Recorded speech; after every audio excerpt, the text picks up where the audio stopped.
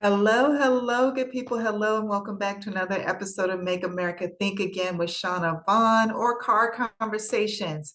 Wherever you, depending upon whether or not you can see my face. And let me stop here because most of you that used to hear me over just the airwaves is going to change and switch up. So this is the home. Come to YouTube.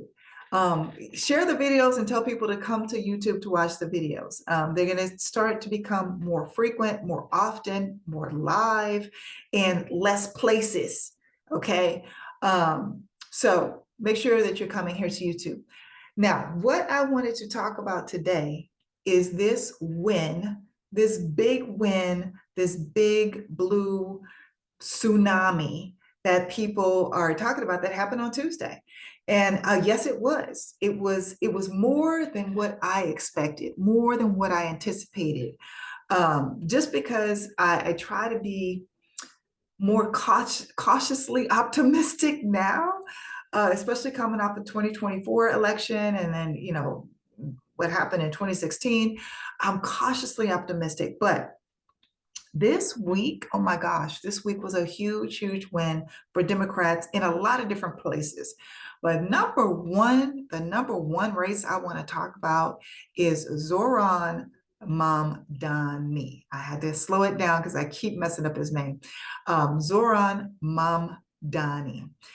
Listen, we celebrated in LA just like we lived in New York. We celebrated here just as much as folks in New York, and I'm going to tell you why. And I'm gonna connect it to some lessons that we learned from his race. Okay, some key lessons and takeaways from his race. Number one, he didn't take APAC money. He didn't take a dime of APAC money. So all you Democrats that are gearing up for 2026 and potentially 2028, you're on notice. You are on notice because now we know you can win without taking APAC money. So I'm looking at you, Cory Booker. I'm looking at you, Chuck Schumer. Looking at you. I'm looking at you, Hakeem Jeffries. And you're just a few that I know that most people are keenly aware that take APAC money. And that's why I'm speaking directly to you. We're not going for it. We are not down for the bullshit moving forward because now we've seen that you can do it. You can do it and you can win without taking APAC money and without kissing the ass of Satan Yahoo and Israel. We know that now because of Zoran Mamdani. Number two, the second thing that we learned is that this whole boogeyman, or making socialism into a boogeyman, it is about to die. This is one of the biggest things. These are the two really big key things that the establishment did not want you to learn. That socialism is not a boogeyman. Socialism are the things that Mamdani is talking about doing in New York. The free buses, that free mass transportation. He's talking about universal health care. So people don't have to worry, child care. So people don't have to worry about child care so they can go to work and, the kids are fine and you don't have to pay this exorbitant amount of money for your children to be well taken care of. He's talking about changing grocery stores. He's talking about increasing minimum wage to, I think, about $30 an hour. That's socialism, folks. Matter of fact, let me back up. Everything that I have been stressing to you that we pay for with our tax dollars for Israel is socialism. But what they've done here in the United States, that top 1%, because if we have these sorts of programs here, then they are going to be taxed more, and they don't want that. That's why they try to always make it into a boogeyman. So if you've noticed, they've moved from socialism to communism now. Now they're trying to connect Mamdani with communism. And oh my God, during the election, they were trying to connect him to 9/11. The guy was 10 years old. He was a kid. How could he have possibly flown planes into buildings in New York? But they tried that. They tried the xenophobia. They tried the blatant racism, and it didn't work. It did not work.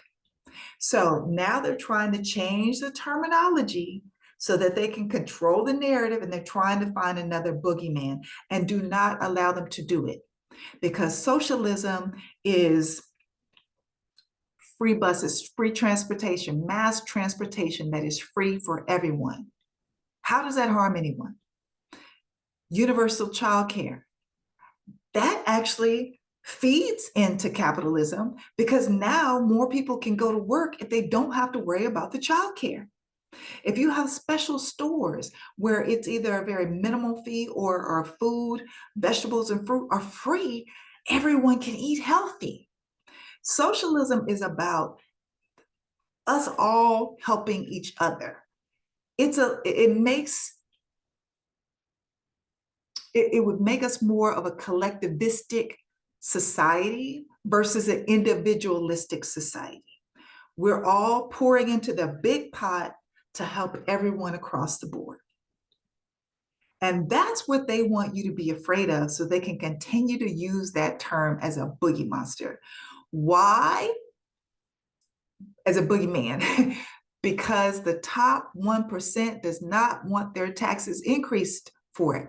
They don't want to give you any money. They don't want to help you out. They just want to use you as labor. That's what they want to get out of you. So remember that every time they bring up that term socialism, he just ran on being a democratic socialist and won. The people were not afraid. And so now all you have to do is watch him as a mayor. And hopefully he'll be able to implement most of the things that he's talked about implementing. And that will only further solidify the case for us having more social programs where everyone is helped, where everyone is fed, where everyone does not have to worry about how they're going to get to work and to drop their kids off and get back home. All of those things fall under socialism.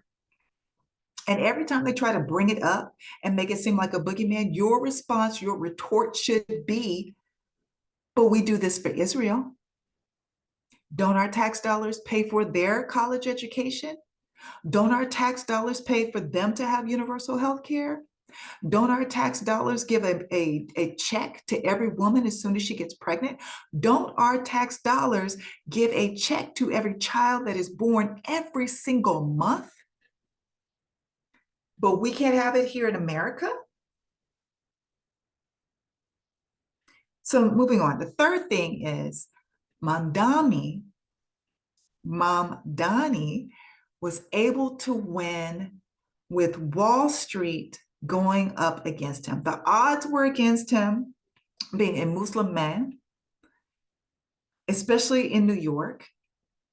And I told you already, they tried to tie him to 9/11. He was 10 at the time. But going up against Wall Street, going up against big, big money, big financial donations that went towards Cuomo, the candidate. So let me just give you an idea. Bloomberg donated $8.3 million. Bill Ackman donated $1.75 million to Cuomo, his opponent. Bloomberg the same, to his opponent, Cuomo. The co-founder of Airbnb, $3.1 million to Cuomo. The Tisch family, $1.2 million to Cuomo. But who won? Who still won? Main Street rose up and sat Wall Street the fuck down. They said, oh, you can throw your money away all you want to, but guess what? Guess who's going to be in office? Zohran Mamdani. So these are some of the big lessons that we can learn from his race. Also, no matter what race, what creed, what hue of your skin, what religion you practice, where you come from, as long as you are an American citizen, you can run for office and you can win. That's another big takeaway from him being successful in his race.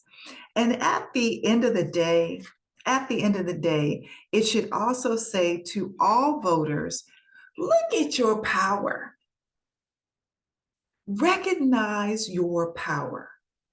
Like I said, $8.3 million, $1.75 million, $3.1 million, $1.2 million from some of the wealthiest people in this country that were backing Cuomo, and he still lost. Zoran Mamdani still won. Now let's talk about some of the other races real quick, because I'm so proud of California passing Prop 50. Texas, we have your back. We passed Prop 50. So just to go back, just to recap, to make sure everyone understands, Texas said that they were going to redistrict. They were going to gerrymander and redistrict and work it out to where they send more Republicans to the House of Representatives. So basically what they did was take the vote away, take representation away from Black and brown districts and mix it up to where they would always come up red. They would always come up Republican. Okay. And then my governor, Governor Gavin Newsom, said, okay, Texas, we're going to give you one more opportunity. Don't do this shit, or else we will put it on the ballot. He said, you know what? I'm not even going to make an executive decision about this. I'm going to put it in the hands of the Californians, of the constituents of California. I'm going to put it in their hands because I know they're going to do the right thing. They're going to look out for their brothers and sisters in Texas, and they're going to make sure that their voices are counted. And California showed up, y'all. We won by 30 points in California. A little over 10 million people voted in an off year. In an off year, and only one thing was on the ballot. What does that tell you? What does that tell you? Number one, it tells you that there's nobody. They ain't like us. There's no one like Californians. But number two, that tells you that people are just pissed off. People are over all this bullshit.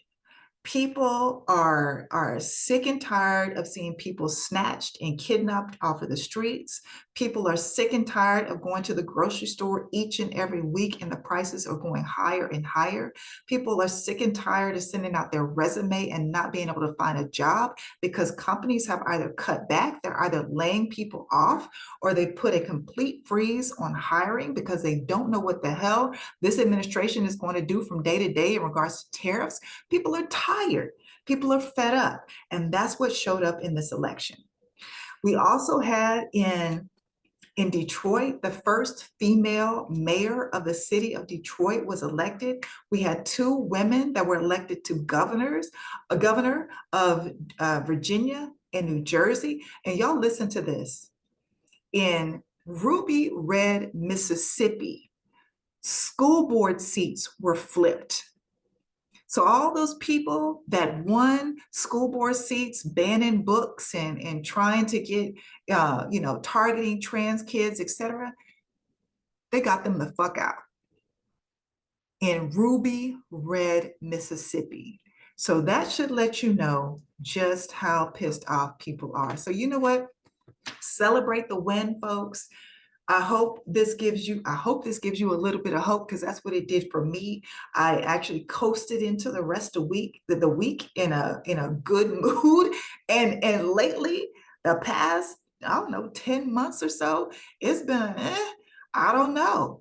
It could be a really, really bad day, or it could be a semi-bad day with that crazy clown in the Oval Office, and the Heritage Foundation, Stephen Miller, Steve Bannon, all the Steves, all these sociopaths that are in charge of our country. So celebrate the win, keep hope alive, and keep the lesson that we learned here. There's lessons in this. And for any Democrat that is considering running, let them know, put them on notice. Hey, you can win without the AIPAC money. You can win without kissing Satan Yahoo and Israel's ass. That has been proven in New York. So if you're going to take AIPAC money, guess what? You're not going to get my vote. You're not going to get it. And don't get fearful and afraid when you see all these millionaires and billionaires pour money into a campaign. That does not necessarily mean that they are going to win. And if you are a person of color, or a person who is not a Christian or does not practice Christian faith, or you're a person who, has immigrant parents, or you're a person where the hue of your skin, you don't have the complexion for protection, do not be hesitant in running for office if you believe that you can bring some good change to this country. Those are the main lessons here. And to all of us, look at your power. Look at your power. So I don't want to hear that bullshit of, why bother voting? My vote doesn't matter. It doesn't count. Look at what we just did. Look at it and take note.